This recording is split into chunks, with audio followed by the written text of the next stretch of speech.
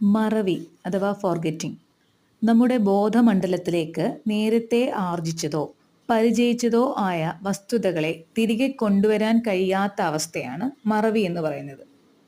മറവി എന്നാൽ വസ്തുക്കൾ മനസ്സിൽ നിന്നും പൂർണ്ണമായും നശിച്ചു പോകുക എന്നല്ല, തൽക്കാലത്തേക്ക് നമുക്ക് ആവശ്യമായവയെ ഓർത്തെടുക്കാൻ കഴിയുന്നില്ല, അതാണ് മറവി. മറവിയെക്കുറിച്ചുള്ള പ്രധാനപ്പെട്ട സിദ്ധാന്തങ്ങൾ: അതിലൊന്നാമത് നിരുപയോഗ സിദ്ധാന്തം, തിയറി ഓഫ് ഡിസ്യൂസ്. പഠിച്ചത് ആവർത്തിക്കാതിരുന്നാൽ കാലക്രമേണ അത് മറന്നു പോകുന്നു, അതാണ് നിരുപയോഗ സിദ്ധാന്തം. രണ്ടാമത്തത് പ്രതിപ്രവർത്തിത സിദ്ധാന്തം. ഈ പ്രതിപ്രവർത്തന സിദ്ധാന്തം എന്ന് പറയുമ്പോൾ മനഃശാസ്ത്രജ്ഞന്മാർക്ക് ഏറ്റവും സ്വീകാര്യമായിട്ടുള്ള സിദ്ധാന്തമാണ്. പഠനഫലങ്ങൾ പരസ്പരം പ്രതിപ്രവർത്തിക്കുന്നതും ഇടകലരുന്നതും കൊണ്ടാണ് മറവി സംഭവിക്കുന്നതെന്ന് പറയുന്നതാണ് ഈ സിദ്ധാന്തം. അടുത്തത് ധമന സിദ്ധാന്തം, തിയറി ഓഫ് റിപ്രഷൻ ആണ്. അസംതൃപ്തമാണ് പഠന സാഹചര്യം എങ്കിൽ മറവിക്കുള്ള സാധ്യത കൂടും. അതിനാൽ പഠനം രസകരവും